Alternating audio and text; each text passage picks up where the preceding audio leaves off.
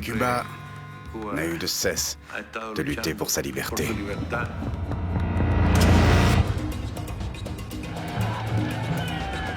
Il y a eu 100 000 morts. Mais malgré la défaite, le pays a changé.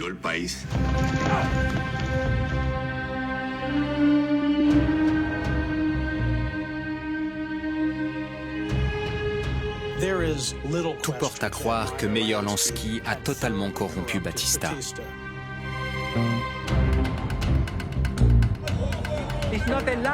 Ils n'ont pas menti, ils n'ont rien promis d'autre qu'une révolution et ils l'ont faite.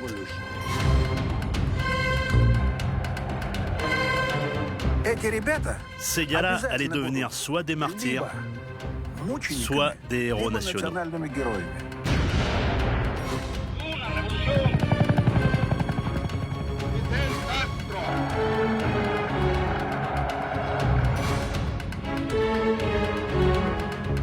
Il a dit à Khrouchtchev, vous devriez lâcher tout l'arsenal nucléaire soviétique. L'apocalypse.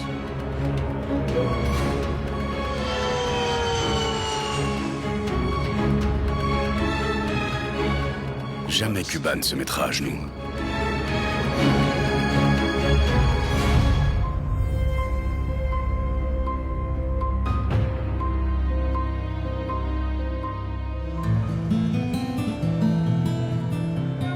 Aujourd'hui, l'île de Cuba est un des derniers bastions du socialisme dans le monde. Mais immédiatement après la révolution de Fidel Castro, personne ne pouvait le prévoir. Au cours de sa lutte contre le régime dictatorial de Fulgencio Batista, Castro déclare expressément ne pas être communiste.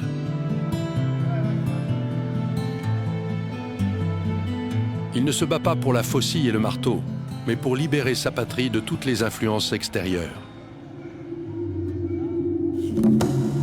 Alors pourquoi autorise-t-il la présence de 43 000 soldats soviétiques sur l'île? Comment les États-Unis ont-ils mis en place un embargo qui va durer plusieurs décennies? Et comment Che Guevara, l'ami de Fidel, finit-il par mourir seul et abandonné dans les montagnes de la Bolivie? Fidel Castro incarne le rêve éternel d'une île libre et indépendante, un rêve que les Cubains poursuivent depuis des siècles. Cuba est devenue indépendante très tardivement par rapport à d'autres pays d'Amérique latine, mais avec d'autant plus de force. En moins d'un siècle, en 80 ans, elle a vécu 4 grandes révolutions. C'est ce qui la rend pratiquement unique en Amérique latine. Il faut ajouter quelque chose à propos de l'indépendance. Ils étaient indépendants, mais seulement des États-Unis. Ils ont réussi cet acte historique le 1er janvier 1959 et l'ont fait perdurer jusqu'à ce jour. Cuba ne devient un État indépendant qu'en 1902. Et immédiatement, il tombe sous l'influence des États-Unis. Les deux pays ne sont qu'à 150 km de distance. Les exportations, le sucre essentiellement, prennent la direction des États-Unis.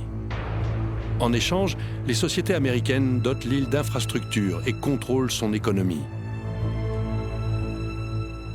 Aucun homme politique cubain n'a jamais osé rompre avec les USA, jusqu'à ce que Fidel Castro commence à exproprier les entreprises américaines en 1960.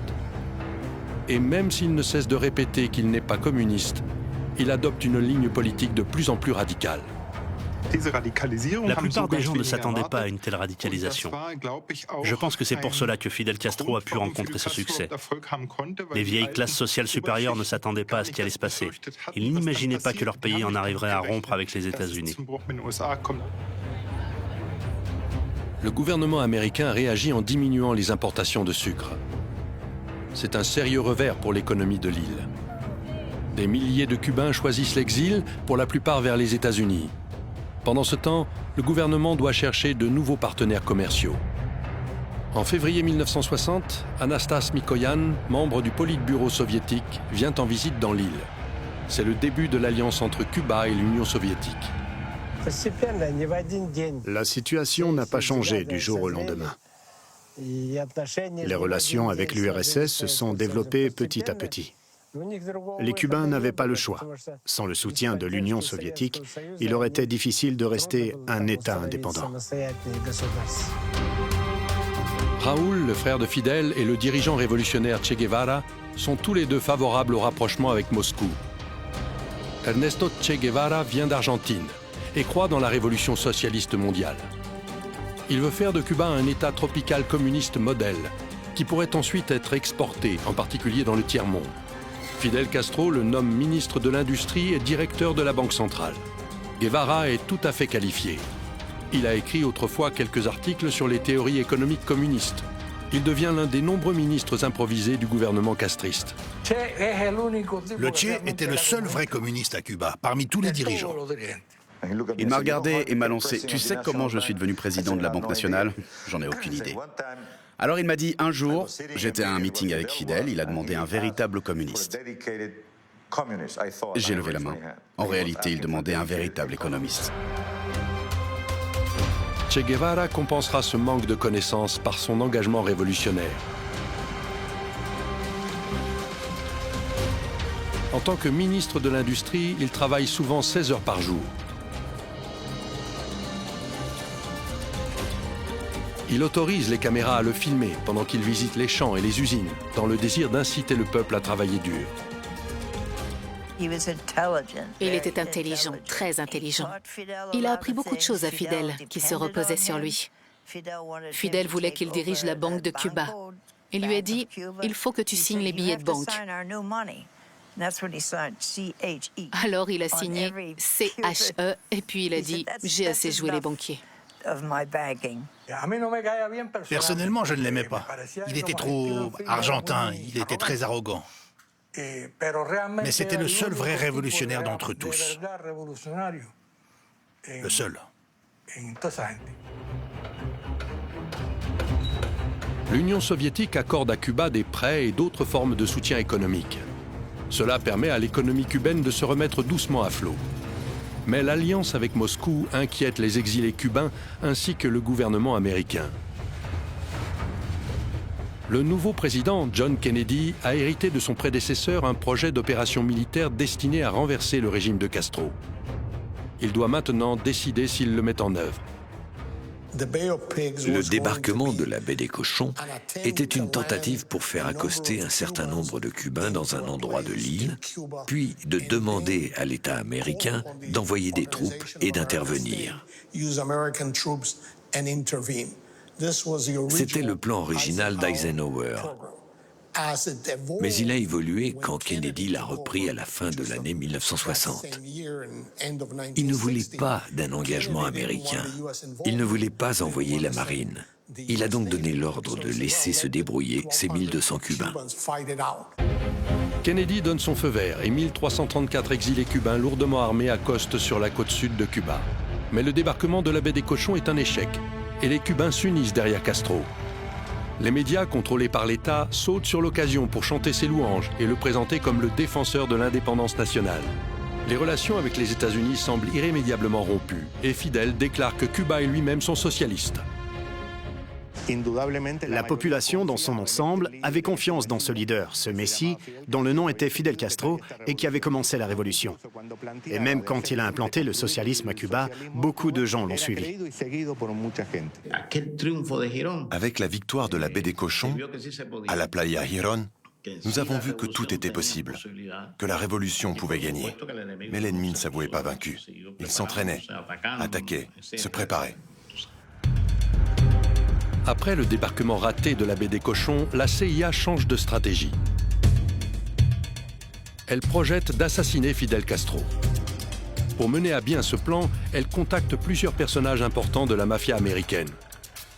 La révolution castriste leur a fait perdre les casinos de la Havane, qui étaient très rémunérateurs. Ils sont allés voir les chefs de la mafia pour essayer de tuer Castro. Ce qui s'est passé est classique avec la pègre. Ils ont pris l'argent du gouvernement, mais ils n'ont rien fait. Certains d'entre eux étaient des agents doubles. Ils travaillaient aussi pour Fidel Castro, espérant pouvoir ainsi récupérer leur casino. Cela n'a pas marché. Ce n'est pas comme ça qu'on réussit avec Castro. Après l'échec de ce plan, la CIA se tourne vers les exilés cubains pour éliminer Castro. Beaucoup d'entre eux ont tout perdu en fuyant Cuba. Et la CIA, tout comme la Maison-Blanche, est de plus en plus désespérée. L'administration Kennedy voulait absolument se débarrasser de Castro, sans pour autant déclencher une guerre.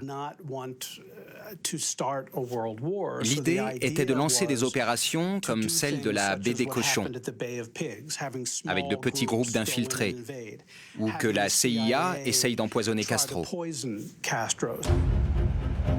Pendant ce temps, Fidel Castro vit sous haute surveillance à l'hôtel Hilton de la Havane. Après l'échec de ses plans précédents, la CIA essaye d'enrôler Marita Lorenz, qui a eu une liaison avec lui peu après son accession au pouvoir. Si elle arrive à le tuer, cela passera pour la vengeance d'une ancienne maîtresse en colère et non pour une manœuvre de Washington. Ils ont dit que j'étais la seule à avoir les clés de la suite de Fidel et un uniforme. Ils m'ont dit « Tu veux rentrer ? Tu peux y retourner ? Et il t'acceptera ?» J'ai répondu « Bien sûr, je ne lui ai fait aucun mal. » Alors ils m'ont demandé « Tu veux y aller et mettre ces pilules dans sa nourriture ?» En février 1961, Marita Lorenz retourne à Cuba. Elle est en possession des pilules empoisonnées de la CIA. Les agents américains l'attendent dans le hall de l'hôtel, pendant que des gardes du corps l'accompagnent jusqu'à la suite de Fidel.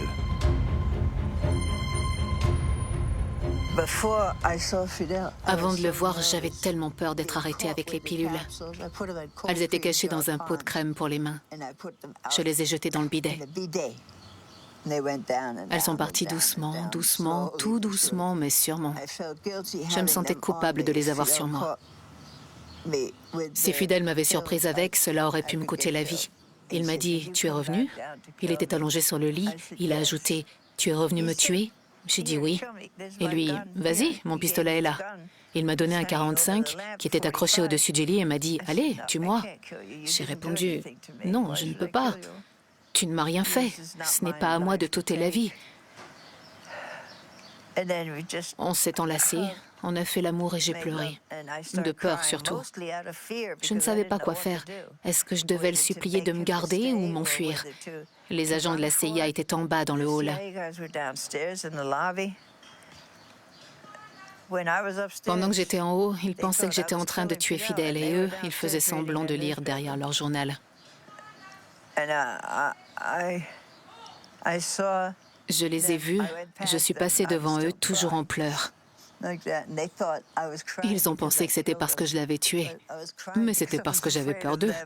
J'ai pris un avion de la Cuban Airlines et je suis rentrée chez moi. Marita Lorenz rentre aux États-Unis. Cette nouvelle opération de la CIA contre Castro a échoué. D'abord la débâcle de la baie des Cochons, puis toutes ses tentatives ratées. Il semble que chaque opération des Américains contre lui ne fait que le rendre plus fort.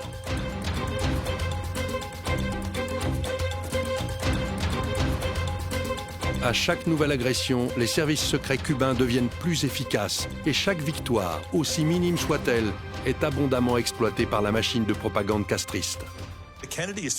Si les Kennedy ont échoué si souvent, c'est que les renseignements cubains étaient tellement forts.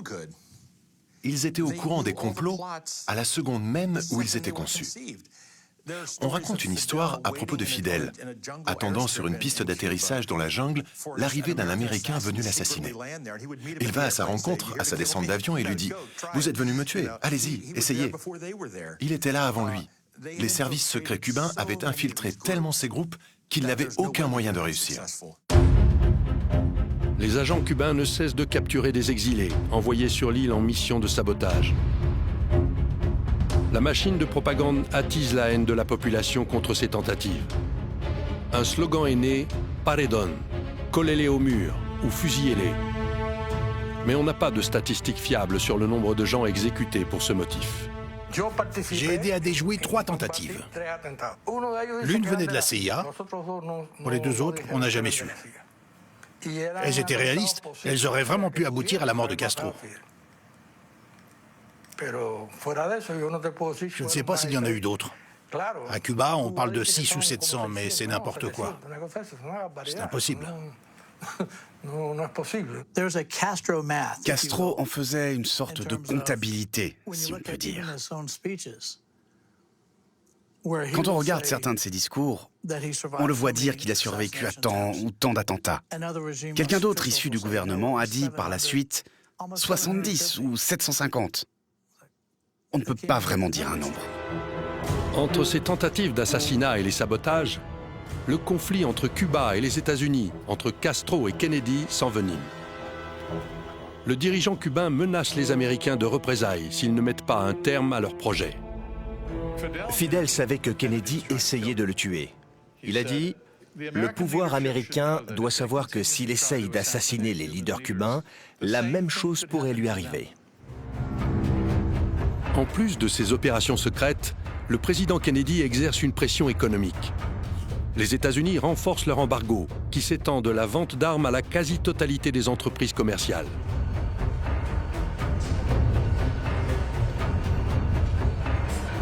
Le ministre de l'Industrie, Che Guevara, incite les Cubains à travailler encore plus dur pour surmonter cette épreuve. Pourtant, le président Kennedy fait une exception pour lui-même. La veille de l'entrée en application de l'embargo, il fait acheter par son aide de camp toutes les boîtes disponibles à Washington de ses cigares préférés. Cuba est depuis toujours un pays pauvre. Et le restera à jamais. L'embargo, c'était logique. Si on intervient dans les affaires d'un pays, comme Fidel l'a fait en expropriant des milliers et des milliers d'entreprises américaines, évidemment, il réagit.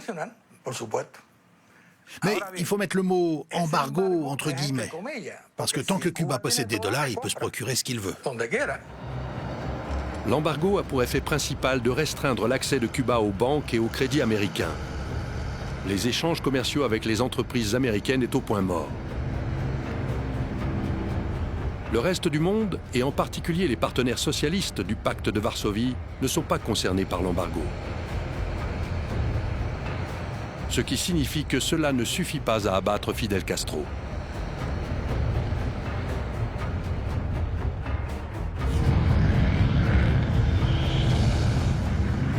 Sur les instructions du président Kennedy, l'armée américaine projette une nouvelle invasion. Une répétition grandeur nature a lieu à Porto Rico en 1962 et elle est filmée.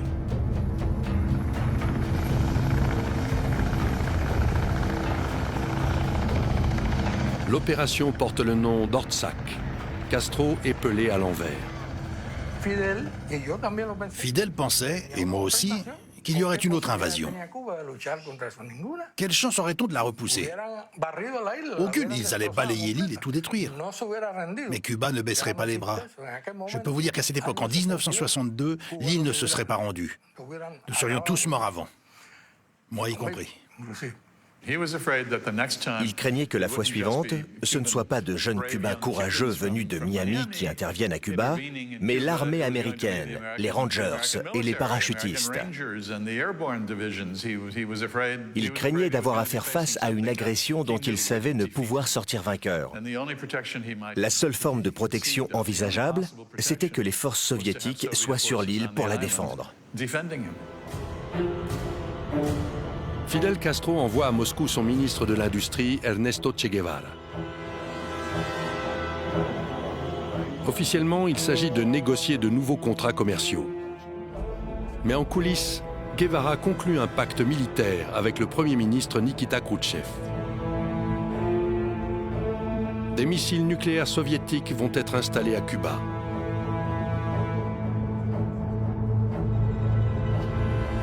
Ils assureront la protection de l'île et également de l'Union soviétique.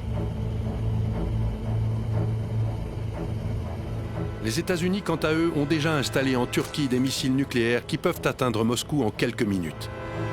Les missiles soviétiques sont censés n'être que dissuasifs. Sur les ordres de Khrouchtchev, l'état-major soviétique commence à planifier cette opération dans le plus grand secret. Une division armée de missiles nucléaires doit se déployer en Ukraine. En mai 1962, des rumeurs ont commencé à courir au quartier général de la division, selon lesquelles On allait être envoyé quelque part. On dit aux soldats que ce déploiement va les conduire dans la ville d'Anadyr, au fin fond de la Sibérie. Aucune voie terrestre praticable ne reliant le camp de base en Ukraine du 43e régiment de missiles à Anadyr, l'acheminement s'effectue par bateau. En mai 1962, le régiment et son équipement voyagent sous couverture sur 300 navires commerciaux. Ils traversent la mer Noire, puis la Méditerranée. Arrivés dans l'Atlantique, les soldats se rendent compte qu'ils ne vont finalement pas en Sibérie, mais à Cuba. On avait emporté des skis, des manteaux, des bottes et des chapkas. Quand on est arrivé à Cuba et qu'on a commencé à décharger notre cargaison dans les ports, les gens ont accouru pour voir ce qu'on avait avec nous. Ils se demandaient pourquoi on avait apporté tous ces manteaux de fourrure, pourquoi on déchargeait des skis. Les soldats soviétiques n'ont pas seulement apporté des manteaux d'hiver et des skis à Cuba. Ils ont également dans leur cargo 36 ogives nucléaires, ainsi que des missiles et des bombes destinées à être lâchées sur des cibles aux États-Unis. Les avions espions américains remarquent bientôt l'augmentation du nombre de convois maritimes vers Cuba, mais ils n'en voient pas la raison. Les Américains ont commencé à survoler nos bateaux. On transportait tout le matériel nécessaire à la construction d'une usine automobile. C'était en tout cas la version officielle pour notre bâtiment. D'autres étaient censés transporter des machines agricoles. Nous étions tous habillés en civil. Les Américains passaient sans cesse au-dessus de nous, et même à basse altitude. Au début, on avait un peu peur, et puis on n'y a plus fait attention. En tout, 43 000 soldats soviétiques environ sont déployés à Cuba dans un secret presque total. Ils installent plusieurs bases dans l'île. À côté du cargo nucléaire, ils ont apporté des avions de combat modernes pour se défendre.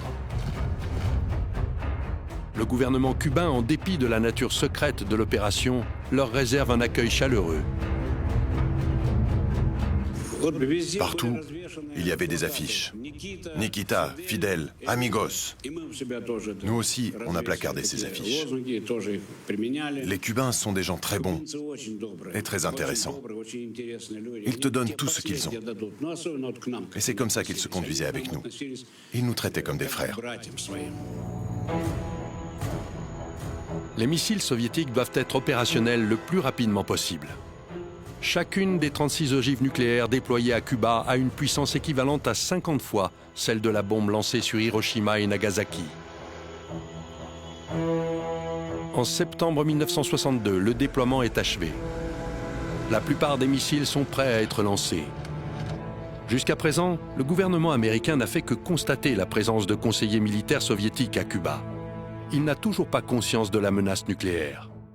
Les soviétiques considéraient Kennedy comme un jeune homme naïf qui ne savait pas ce qu'il faisait. Ils se sont dit « Parfait, on va stationner des missiles ici et on va lui montrer ». Le 13 septembre 1962, le président Kennedy donne une conférence de presse. Un journaliste lui demande comment les États-Unis réagiraient si Cuba disposait de l'arme nucléaire. This country will do whatever must be done to protect its own security. C'était un pari pour Khrouchtchev. Il espérait pouvoir avoir en secret des missiles à Cuba sans que les États-Unis le sachent, de pouvoir les activer et les rendre opérationnels. Et puis il a formé le projet de se rendre à Cuba et avec Castro à son côté, d'annoncer au monde entier et en particulier aux Américains: nous sommes maintenant dans une position de parité nucléaire avec vous. Mais peu avant la visite de Khrouchtchev, un avion espion américain photographie une base de missiles à Cuba. Le lendemain, on montre la photo au président Kennedy. À ce moment-là, ni lui ni ses conseillers ne savent que les missiles sont opérationnels.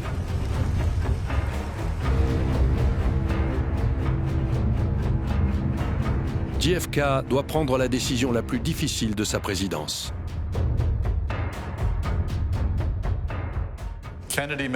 Kennedy a réuni ses conseillers. On appelait ce groupe l'Excom. Il les a vus le matin du 16 octobre à la Maison-Blanche. Et c'est là qu'ils ont, pour la plupart, découvert que les Soviétiques, en collusion avec les Cubains, étaient en train de développer des sites d'armes nucléaires à Cuba. Quand il s'est aperçu que les Russes avaient introduit des missiles à Cuba, il a décidé que la sécurité des États-Unis était menacée. L'équilibre des forces était changé. Avant, la stratégie de défense était entièrement dirigée vers la Russie. Il fallait maintenant la réorienter vers Cuba. Les conseillers de Kennedy proposent une série d'options contradictoires. Ces généraux exigent une invasion immédiate de Cuba, ou au moins le bombardement des sites de missiles. De préférence sans déclaration de guerre pour garantir l'effet de surprise. Un blocus naval est également évoqué comme une solution moins agressive pour arrêter les livraisons de matériel militaire. Mais selon les lois internationales, un blocus est également un acte de guerre. Le frère de Kennedy, Robert, y est opposé. Il pense qu'il ne faut pas entreprendre d'action, que les missiles ne sont pas encore opérationnels et que, dans tous les cas, ils ne constituent pas la seule menace nucléaire contre les États-Unis. Il y a eu un moment où une guerre atomique mondiale aurait pu éclater. Robert Kennedy a dit « Pouvons-nous faire à Cuba ce que le Japon nous a fait à Pearl Harbor? Pourrons-nous vivre avec cela ?» Les rapports des services de renseignement montrent bientôt que les Soviétiques ont déployé à Cuba leurs missiles de moyenne portée et les ont testés. Ils leur permettent de frapper un maximum de cibles sur le continent américain avec une précision impossible à obtenir avec leurs nouveaux missiles de longue portée basés en URSS, qu'ils n'ont pas encore testés. Malgré cette menace, Kennedy ne veut pas prendre le risque de déclencher une guerre. Mais sur le plan politique, il est le dos au mur. Un mois auparavant, il a promis d'intervenir si une telle situation se présentait. De nombreux sénateurs influents et responsables gouvernementaux exigent eux aussi une opération immédiate sur Cuba. Mais Kennedy hésite. Le 22 octobre 1962, Fidel Castro reçoit un visiteur officiel d'Afrique du Nord. Le président algérien Ahmed Ben Bella et Fidel Castro défilent dans les rues de la Havane. Ils exigent ensemble une interdiction mondiale des armes nucléaires, mais ne disent pas un mot des missiles nucléaires à Cuba. À ce moment-là, Fidel était prêt à se faire exploser. Parce que c'est un mégalomane. Parfois, les gens ne le comprennent pas, mais il aurait préféré mourir en super-héros latino-américain que de vivre comme... Le même jour, le président Kennedy rend publique la crise en prononçant un discours télévisé à la nation. To halt this offensive buildup, a strict quarantine on all offensive military equipment under shipment to Cuba is being initiated. All ships of any kind bound for Cuba, from whatever nation or port, where they're found to contain cargoes of offensive weapons, be turned back. La nouvelle choque de nombreux Cubains. L'armée se prépare à défendre la patrie. On craint de plus en plus qu'une guerre éclate. J'étais encore un enfant. Mes parents n'étaient presque jamais à la maison. Mon père avait été mobilisé en raison de la crise des missiles. Il participait même à des interrogatoires de prisonniers. Je me souviens qu'il régnait un climat de guerre. On ne savait pas ce qui allait se passer. Pour protéger ces missiles nucléaires, l'armée soviétique a installé ses défenses antiaériennes les plus récentes. Les ordres sont clairs. On ne riposte que si les États-Unis attaquent. Il est difficile de dire ce qui guidait les chefs militaires américains. Quand ils ont commencé à envoyer tous les jours 7, 10 avions espions sur Cuba, ils savaient qu'on ne bougerait pas, mais qu'on avait de quoi les abattre. Ces vols de reconnaissance confirment que les missiles sont opérationnels. Kennedy place les forces nucléaires au niveau DEFCON 2, le niveau d'alerte numéro 2. Khrouchtchev, pendant ce temps, donne l'ordre à ses navires d'ignorer la quarantaine américaine. la planète est au bord de la guerre nucléaire.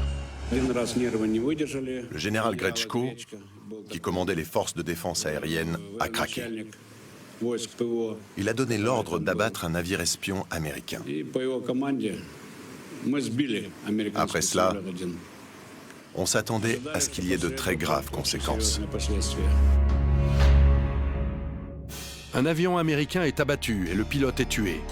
Les gouvernements américains et soviétiques s'accusent mutuellement de vouloir déclencher la guerre. En coulisses, les diplomates américains et soviétiques font tout ce qu'ils peuvent pour trouver une issue à la crise.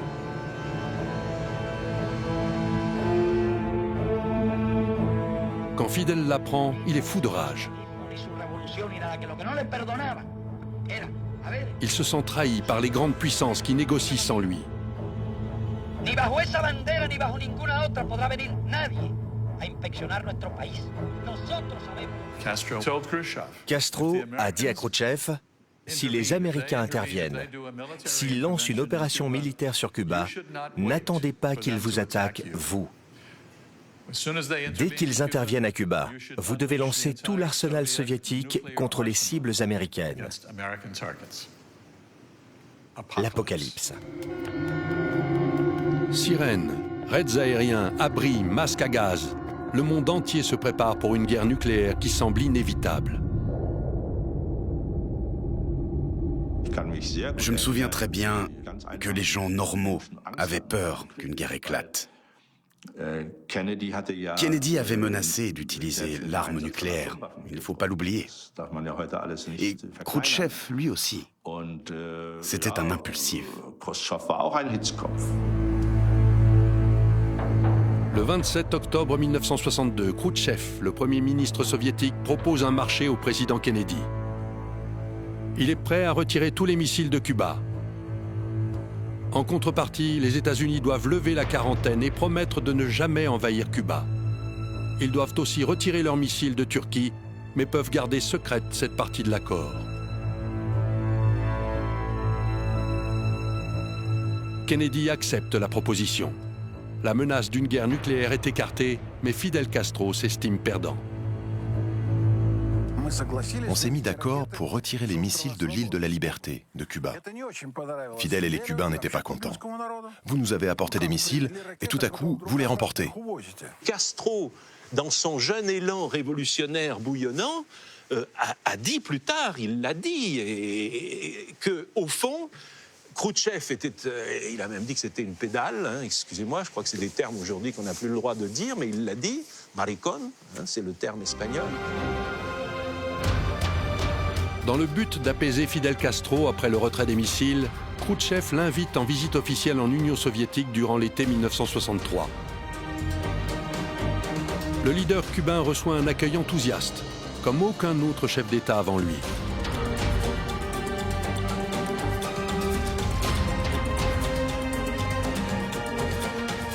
Il parcourt le pays,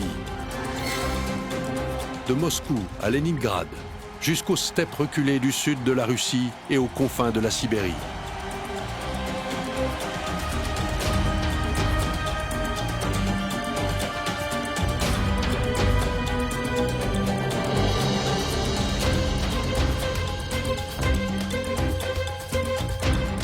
Castro est couvert de cadeaux, parmi lesquels des costumes traditionnels et même un bébé ours. Partout où il va, les caméras de la propagande sont présentes. On lui offre une réparation à la soviétique. Fidel a reçu le titre de héros de l'Union soviétique et la médaille en or de l'ordre de Lénine. Il a été nommé docteur honoris causa de l'Université de Moscou. Partout, le voyage a été un triomphe et Khrouchtchev a réussi à améliorer le sentiment de méfiance que conservait Fidel. Leur relation, dans l'ensemble, a été très chaleureuse. Héros de l'Union soviétique est la plus haute distinction du pays. Pour montrer son consentement et par défi, Fidel va la porter fièrement pendant des années, mais uniquement quand il rencontre des officiels soviétiques. Un an plus tard, c'est le ministre de l'Industrie, Ernesto Che Guevara, qui est invité à son tour en Union soviétique. Il pense que Khrouchtchev a commis une erreur en cédant lors de la crise des missiles. Guevara rêve d'une révolution mondiale, pas de réel politique. Très curieusement, il y a là une grosse différence d'interprétation. Guevara pensant que les soviétiques sont quand même pas les types parfaits qu'on pourrait espérer de la part de révolutionnaires qui n'aident pas assez le tiers-monde. Pendant ce temps, le président américain Kennedy cherche à libérer les exilés cubains, toujours prisonniers à la suite du débarquement raté de la baie des Cochons. Castro est disposé à les laisser partir contre une somme élevée. Castro nous a fait payer. Pour ceux qu'il considérait comme d'une classe inférieure, le peuple, le prix était de 25 000 $ chacun. Pour ceux de la classe moyenne, 50 000 $. Pour les plus riches, ils voulaient 100 000 $ par tête. Et pour chacun des 3 principaux chefs de brigade, 500 000 $.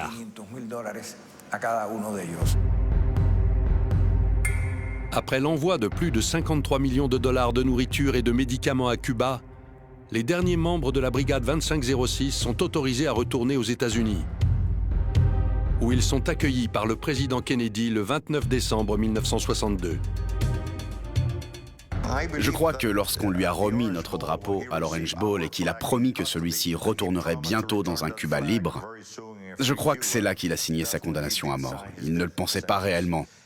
Il a permis à la brigade d'entrer dans l'armée des États-Unis, mais son idée était de se servir de nous pour envahir à nouveau Cuba. Malgré ses promesses, Kennedy n'autorisera aucun plan d'invasion de Cuba. Il cherche en revanche à trouver le moyen pour les États-Unis de coexister avec un Cuba dirigé par Fidel Castro. Mais sans contact diplomatique officiel, c'est compliqué. Kennedy entend alors parler de la visite imminente à Cuba d'un journaliste français. Il s'est assis à ce fameux bureau de la Ovale. J'étais en face, à la fois fasciné et intimidé. Et tout de suite, ça a été... Alors, il m'a dit... Alors, vous partez pour Cuba, on m'a dit. J'ai dit oui. Le président Kennedy voit là l'occasion d'envoyer par l'intermédiaire de Jean Daniel un message à Fidel Castro. Il m'a dit, vous savez, ce qu'il faut bien comprendre, ce que Castro ne saisit pas, mais surtout les Américains, c'est que moi, le communisme, ça n'est pas mon ennemi, je m'en fiche. Je ne suis pas communiste, bien sûr. Mais moi, les rapports de Castro avec les communistes, ça m'est égal. Ce qui m'intéresse, c'est quoi? C'est la guerre et la paix. Le lendemain, Jean Daniel s'envole pour la Havane. Mais en arrivant, il apprend que son entretien avec Castro est repoussé. Il s'écoulera des semaines avant qu'il puisse rencontrer le leader cubain. Le 20 novembre 1963, Fidel Castro se présente soudain à l'hôtel du journaliste. Il est au courant de sa rencontre avec Kennedy. Et là, nous sommes en face. Et je vois un Castro incroyablement amateur de la moindre réflexion. Chaque fois, il me disait, mais comment il vous l'a dit ça? Il insistait sur ce que vous dites. Et comment il m'appelait? Qu'est-ce qu'il vous disait de moi? La conversation dure jusqu'au petit matin. Le Français a l'impression que Castro pourrait être favorable à un accord avec Kennedy. Les deux hommes se revoient le lendemain. Au moment où on sert l'immense plateau de fruits de mer, le téléphone se retentit et c'est le président d'Ortikos qui l'appelle, le président de la République, et lui qui dit Éric blessé gravement. Oui, très gravement, oui. Vous me rappelez? Et il dit, il raccroche et il nous dit, c'est très grave. Et la première phrase qu'il me dit en me regardant, on va dire que c'était nous. On va dire que c'est nous. Le 22 novembre 1963, le président Kennedy est en visite officielle à Dallas, au Texas. À 12h30, des coups de feu retentissent. John Kennedy est mortellement blessé. Le tireur, Lee Harvey Oswald, a été en contact avec l'ambassade cubaine au Mexique. Oswald avait dit au personnel de l'ambassade, qui était en fait composé d'agents secrets cubains, qu'il tuerait Kennedy pour la révolution. Il savait que le président devait se rendre au Texas. Ses mots exacts avaient été « Je tuerai ce salaud de Kennedy ». Oswald a vécu plus de 2 ans en Union soviétique. C'est un agitateur politique plus qu'un tueur à gages.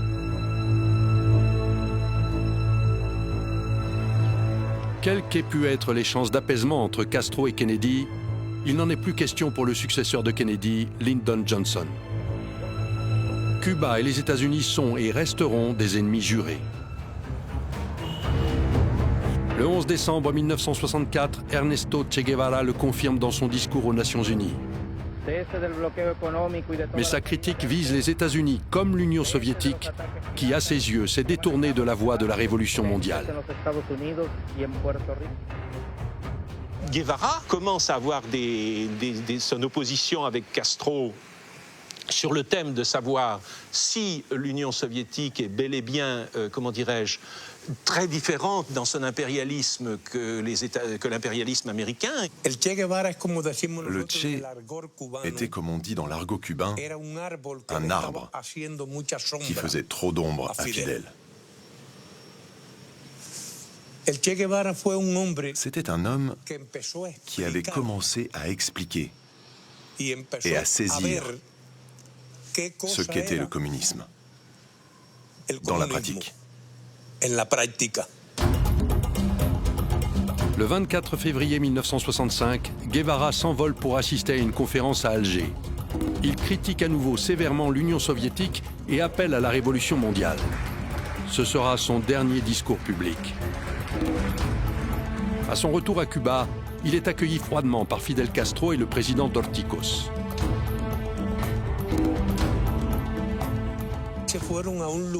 Ils sont allés dans une maison de la Havane pour une entrevue qui a duré 40 à 42 heures.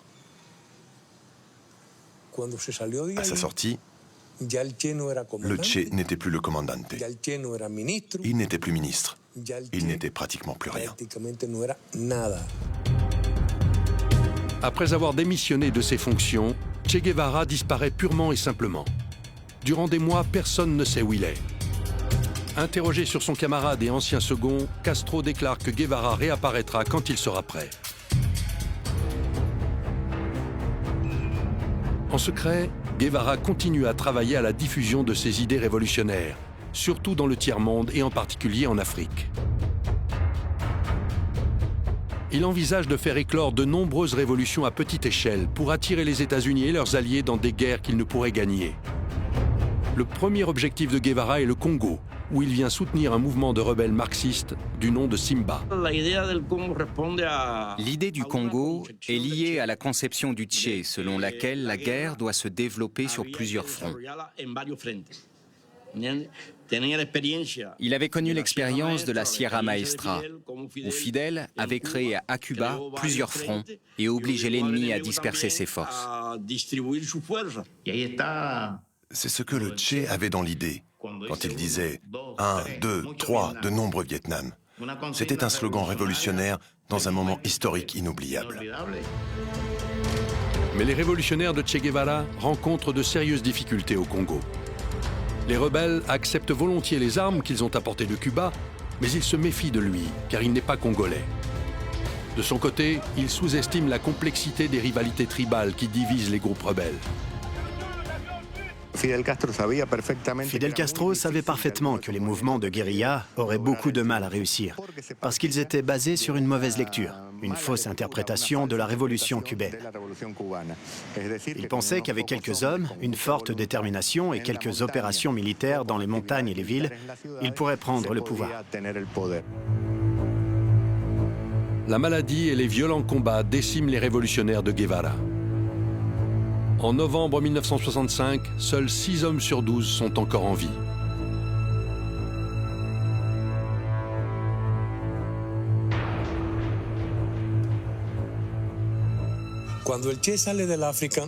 Quand il quitte l'Afrique, Le Che est très malade. Il ne part pas pour Cuba, mais pour Prague, en Tchécoslovaquie. À Karlovy Vary, il est pris en charge par un médecin cubain. Mais il ne voulait pas retourner à Cuba. Un émissaire de Fidel parvient à le persuader de rejoindre l'île. Une fois là-bas, il tourne son attention vers le prochain pays où il pourrait préparer une révolution, la Bolivie.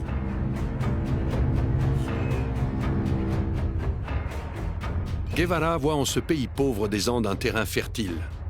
Il pense qu'une fois la révolution en marche, les États-Unis interviendront, ce qui déclenchera un soulèvement populaire. Le 11 novembre 1966, Ernesto Che Guevara s'envole pour La Paz sous une fausse identité.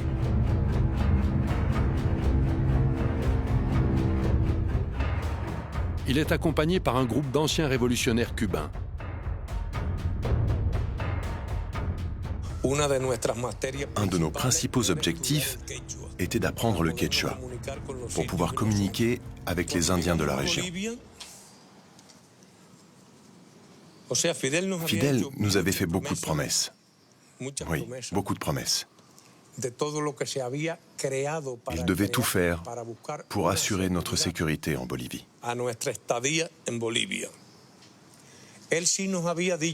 Il nous avait dit qu'on allait se battre pendant 10 à 15 ans au moins.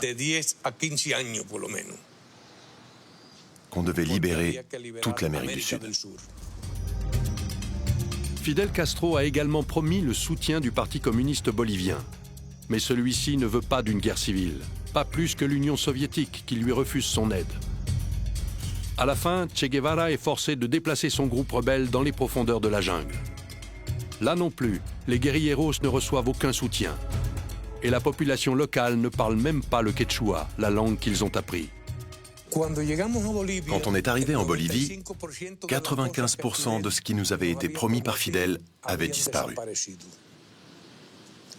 Primo, nous n'étions pas sur le territoire de l'Alto Beni. Comme par magie, on avait changé de territoire. Malgré cela, Che Guevara donne l'ordre d'attaquer l'armée bolivienne. Ses hommes remportent la victoire dans quelques escarmouches. Quand le président bolivien apprend à qui il a affaire dans les Andes, il appelle à l'aide les États-Unis. Le plan de Guevara, qui voulait provoquer une invasion américaine, semble fonctionner. En 1967, la CIA pensait que Che Guevara avait été tué en Afrique, jusqu'au jour où ils ont capturé en Bolivie Régis Debray, le journaliste français, et Ciro, le reporter argentin. Ils nous ont confirmé que Guevara était en Bolivie. Bien sûr, l'armée bolivienne n'était pas rompue aux opérations anti-guérilla et n'avait de toute façon aucune expertise en général. C'est pour ça qu'une unité spéciale américaine est arrivée immédiatement du Panama. Mais les États-Unis n'envoient pas de troupes, uniquement des agents de la CIA. Ils aident l'armée bolivienne à traquer le groupe de Guevara.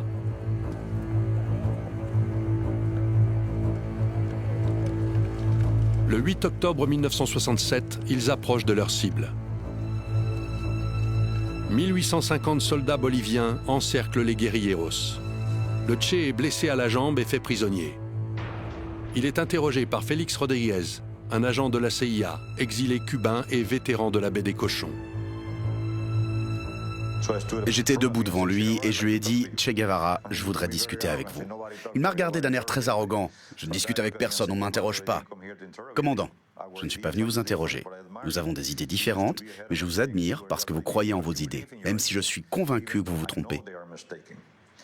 Je suis juste venu vous parler. » Il m'a fixé quelques secondes pour voir si j'étais sérieux et il m'a dit « Vous pouvez me détacher ? Je peux m'asseoir ?» J'ai demandé à un soldat de lui enlever ses liens, il m'a regardé, interloqué. J'ai répété « Détache le commandant Guevara !» Il s'est approché de lui et l'a détaché. Nous avons pris un petit banc et on s'est assis. Il était ligoté depuis pas mal de temps, il avait du mal à s'étirer, et puis on a commencé à parler.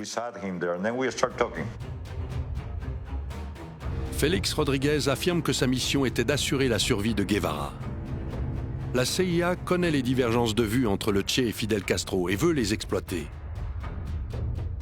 Mais le président bolivien qui dirige l'opération donne l'ordre d'exécuter Guevara.